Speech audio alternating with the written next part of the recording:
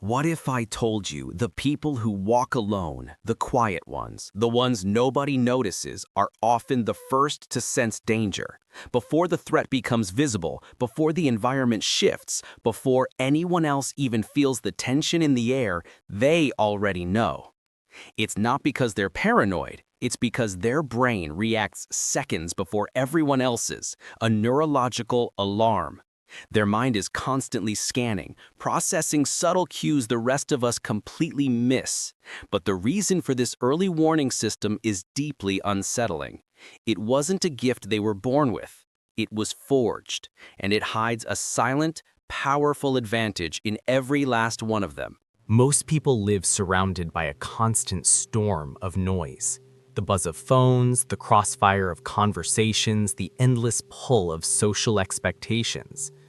Their attention isn't just divided, it's shattered into 1,000 pieces. But some people, the loners, they find their home in the quiet spaces between the chaos. In that quiet, their senses aren't overwhelmed or scattered. Their mind isn't a frantic mess. It's a lens, seeing the world in razor-sharp focus. They scan a room and see the subtle shifts in body language everyone else misses. They listen to a conversation and hear the meaning hidden beneath the words.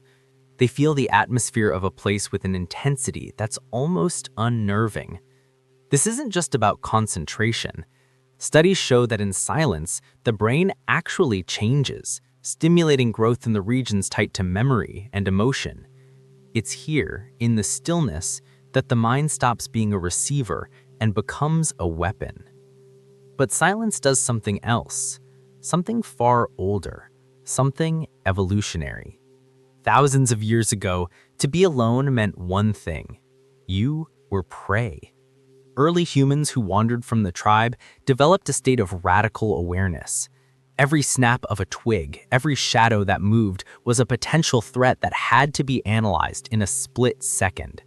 This wasn't anxiety, it was survival.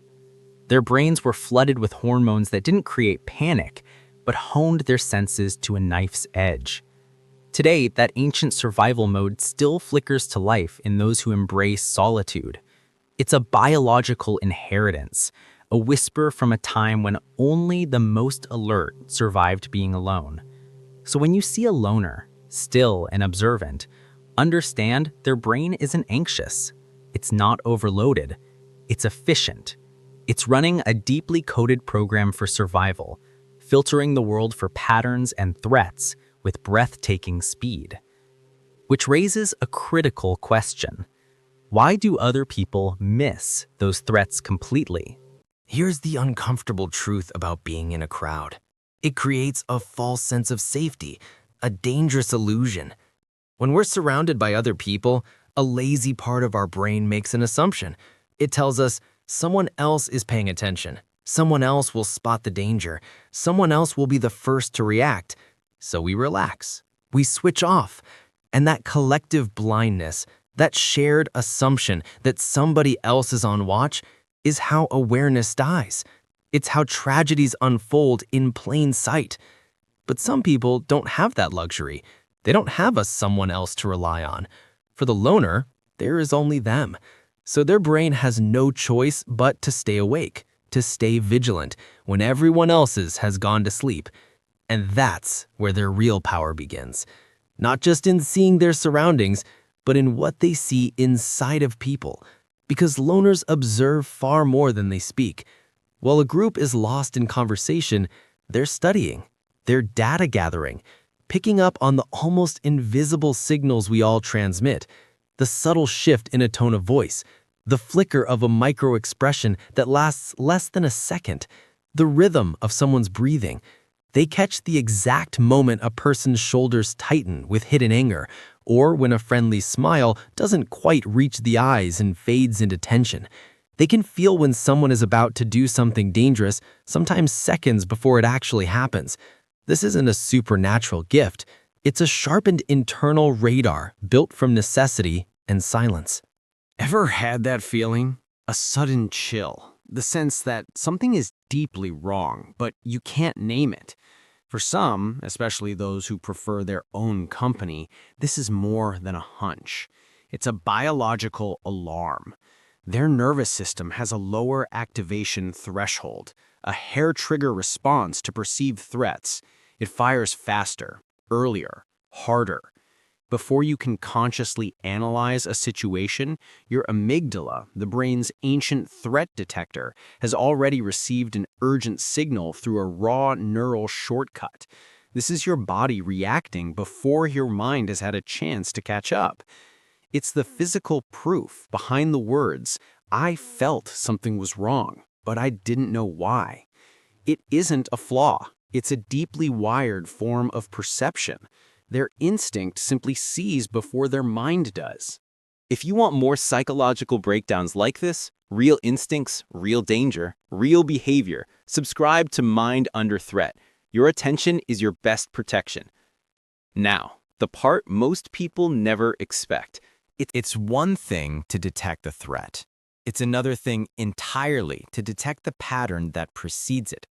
To notice when a room suddenly becomes too quiet, or when a person shifts their weight just a fraction of a second before they make their move. To register that an object has been moved or that the very energy of a space has changed. For some, their brain is constantly connecting these dots that others don't even perceive.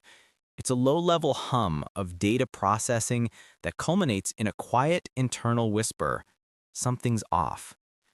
But what happens when that feeling is no longer a whisper? When the danger is real and it's right now? When crisis strikes, most people freeze up or they panic. The pattern detector, however, does something different. They react with a clarity that can feel unnatural. There's a sudden, sharp focus, no hesitation, just the correct response. The reason for this is as simple as it is profound. They saw it coming.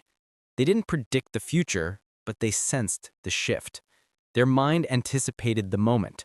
Their brain had already prepared the reaction, running the simulations and priming the response long before the threat actually arrived. Survival psychology has a name for this.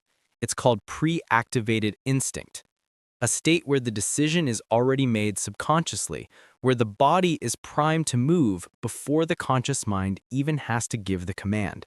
And it leads us to a stunning truth about the hidden capabilities wired inside us all. Society often calls loners strange, silent, isolated. But what society misses is that solitude does not weaken the mind. It sharpens it. It strips away the constant, buzzing distractions of the world.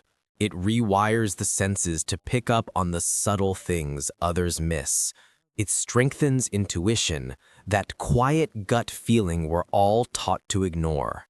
In many ways, they are the closest to what ancient humans once were. Aware, awake, alert. Which brings us to the final revelation, the true advantage. Loners detect danger faster. They live without the deafening noise that blinds everyone else. They are truly present, focused, uninterrupted. Think of it like this. In a crowd, your attention is split 100 ways. Alone, it's a laser.